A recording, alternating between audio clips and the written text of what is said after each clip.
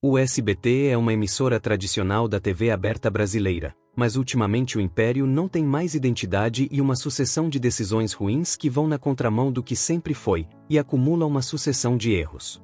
Mas, para analisar os erros da emissora paulista, primeiro precisamos compreender algo mais intrínseco que acontece na emissora após o falecimento de Silvio Santos, empresário, visionário e um homem com um grande talento para os negócios, que entendia algo que suas filhas jamais compreenderam.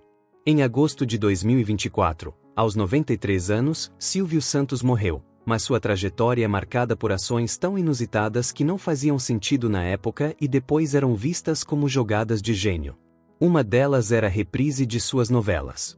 As Chiquititas do Brasil, exibida entre 1997 e 2001, foi um desses casos, onde a emissora paulista exibia o mesmo capítulo imediatamente após terminar, enquanto o comercial dizia abertamente para, assim que a novela da Globo terminasse, o espectador fosse assistir a Chiquititas com seus filhos. Outro exemplo de sua sabedoria aguçada e visão de negócios foi a venda da hipoteca, seguida da venda do Banco Pan-Americano, que lhe pertencia. Ao ver o banco falir, Silvio imediatamente o hipotecou, com o dinheiro, injetou na Jequiti e na novela Carrossel, com comerciais de foto parada de meio segundo dos perfumes. O resultado é que a novela, reprisada apenas para promover os perfumes, foi um sucesso e vendeu muitos materiais, enquanto os perfumes também renderam um bom dinheiro. Assim, ele quitou a hipoteca e vendeu o Banco Pan-Americano para o BTG Pactual. Contudo, sem a presença de Silvio Santos, a emissora paulista fica nas mãos de suas filhas, e cada filha representa um problema dentro da emissora e igualmente ao legado do pai. Daniela Beruti já era vice-presidente do SBT mesmo com o pai em vida. Ela costumava mandar e desmandar na emissora, contudo, quando a empreitada era ousada demais, ela tinha que perguntar ao pai, e isso fazia toda a diferença do mundo dentro do SBT. Contudo, sem Silvio para ocupar um posto de executivo do SBT, Daniela assume os dois cargos, e suas primeiras decisões vão contra o que o pai dela sempre enxergou muito bem: a identidade do SBT. Daniela não tem a visão simples de que o SBT nada mais é do que uma opção a quem não quer assistir às outras emissoras, e sua crescente vontade de ocupar um lugar que não existe na TV brasileira, que seria vencer a Globo em audiência, faz com que o SBT apenas se afunde mais e mais, contratando ex-funcionários da Globo aos montes. O SBT mais parece uma filial da concorrente, e isso tem afastado o público, uma vez que a maioria que assiste ao SBT não assiste à Globo. Então, ligar a TV e ter vários narradores e apresentadores da emissora, com seus jargões chatos, com suas falas progressistas ou simplesmente aquele jeito Globo de fazer televisão, foi um tiro no pé. E a Copa do Mundo provou isso. Mesmo com delay, as pessoas assistem na Cazé TV, pois o SBT virou uma filial da Globo. Quem não gosta do Galvão Bueno, e são muitos brasileiros, acaba indo assistir no YouTube, pois tem duas emissoras com cheiro de Globo na TV aberta. Ou seja, Daniela Beruti não consegue manter a identidade do SBT. É uma emissora familiar? Mas tem muitos programas com apresentadores homossexuais, esbanjando trejeitos e tornando, em alguns momentos, desconfortável assistir com crianças ou idosos. Seria uma emissora mais infantil, como alguns anos atrás, desde a era Carrossel? Aparentemente não. Com uma expressiva onda de jornais sensacionalistas, a emissora paulista consegue incutir medo em quem lhe assiste, algo que já é o modo de operação da Rede Record, que seria um tema para outro vídeo. Seria, então, o SBT a casa das novelas mexicanas tradicionais? Há quem diga que sim, mas nisso entra outro tiro no pé da emissora. Trazer novelas mexicanas feministas.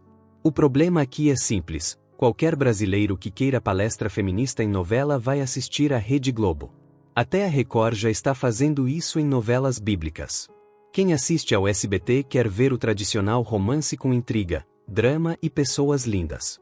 Mas o SBT vem passando, nos últimos 5 anos, por uma série de novelas feministas, de um autor feminista mexicano, que sempre coloca as pautas identitárias e feministas nos folhetins. O problema é que essas novelas são prateleiras C no país de origem, onde há muitos católicos, o México. O país tem uma padroeira cujo santuário é maior que um estádio de futebol. Obviamente, o progressismo chegou em todos os lugares, mas, no México, ele não vence o tradicionalismo católico e mariano. Então Daniela transformou o SBT em uma emissora sem identidade. Ninguém sabe definir mais o SBT, além do que é um veículo de forte propaganda de casas de apostas, inclusive tendo a própria. De fato, uma filha que, apesar de anos ao lado do pai, não soube seguir em nada o seu legado. Se formos falar da Patrícia, ela se parece muito com o pai, fisicamente, mas a personalidade não chega nem aos pés. Silvio Santos sabia brincar, arrancar risadas e falar polêmicas. Seu jeito muito comum de se expressar criava uma identidade com os brasileiros. Ele era aquele tio divorciado que está na casa dos 40 anos, mas parece um adolescente, fala sem pensar e arranca risadas. Quem não ria do Silvio e da Ellen no programa aos domingos? Ou das interações dele com a pequena Maísa? Mas Patrícia parece apenas uma cópia mal acabada do pai. Piadas sem graça, postura engessada, apesar de anos fazendo o mesmo trabalho, e, no fim, ela também se rendeu a um progressismo em seu programa, que no começo fazia sentido, mas hoje é demais, e o programa mais parece dos ex-apresentadores progressistas dela. Todos se lembram do programa matinal fracassado dela, que chegou a bater menos de 700 aparelhos ligados em uma cidade de 4 milhões de pessoas. Rebeca Abravanel parece ter entrado de gaiata na televisão e foi ficando para ter uma desculpa de rivalizar com a irmã, pois seu carisma é pouco ou quase nulo, ainda que renda alguns momentos emocionantes de histórias tristes de participantes humildes em seu programa.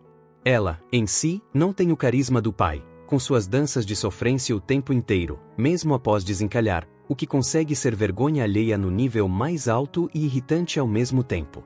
Silvia Abravanel consegue deixar claro que existe algo de errado com qualquer mulher de 50 anos apresentando um programa de manhã na TV aberta.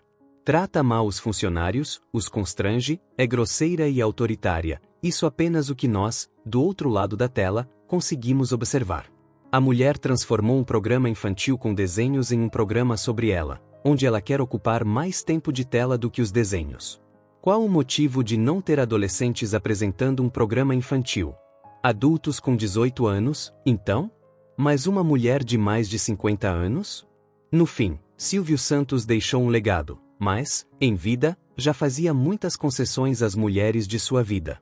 Como sua esposa Iris Abravanel, com suas novelas infantis delirantes que duram 26 meses, como Poliana Moça, ou Chiquititas, com 25 meses. Algo insano e nunca feito por ninguém. As ideias de uma mulher que parece não ter muito o que fazer em casa e tinha um patrimônio de 7 bilhões do marido para gastar com seu tédio resultaram em novelas chatas e longas, que prendiam o público no começo, mas lá para o meio faziam as pessoas assistirem sem reter nada, apenas como opção às novelas progressistas da concorrente. Quem tem filhos prefere assistir com eles a uma novela infantil boba e chata no SBT do que a uma novela com incentivo ao crime e ao poliamor na Globo. Com exceção da Copa do Mundo de 2026, o SBT vai mal na audiência, em dias comuns, registra índices muito baixos, especialmente seus jornais pavorosos e os programas ruins de sábado, que conseguem fracassar em audiência para reprises de sitcoms de humor, como O Maluco no Pedaço e Thundermans, os quais já foram reprisados diversas vezes. E sua fonte atual de receita do canal não vem da audiência nem de patrocinadores, e sim da empresa licenciada de apostas virtuais do SBT, a Bet do Milhão. E os bordões do Silvio Santos. A emissora mais feliz do Brasil. A emissora da família brasileira. Abriram espaço para ser a emissora das casas de aposta, a emissora sem identidade. A emissora que empilha várias coisas na programação que não se conversam, novelas infantis com jornal pesado, programas de humor com podcasts reprisados, filmes de humor com programas progressistas anunciando várias casas de aposta a cada 5 minutos. Levando ao ponto onde o público já pediu e pede sempre reprise de séries da extinta Warner Channel, como Supernatural, entre outras, pois as reprises, apesar da existência do streaming, parecem mais convidativas do que os programas atuais, com vários apresentadores muito caxias. O legado de um pai, ao que parece, reflete a tradição do judaísmo, pois Silvio, ou Senhor Abravanel, seu nome de batismo, era judeu. Pela Torá, a lei bíblica, a herança original é transmitida prioritariamente aos filhos homens. Contudo, ele viveu e teve seu fim como um judeu que só teve filhas, 6 filhas no total, e não teve herdeiros homens diretos. E o que as filhas fazem com seu império após sua partida talvez reflita um pouco do que ele viveu com elas. Por fim, Silvio não deixou um sucessor, e sim herdeiras.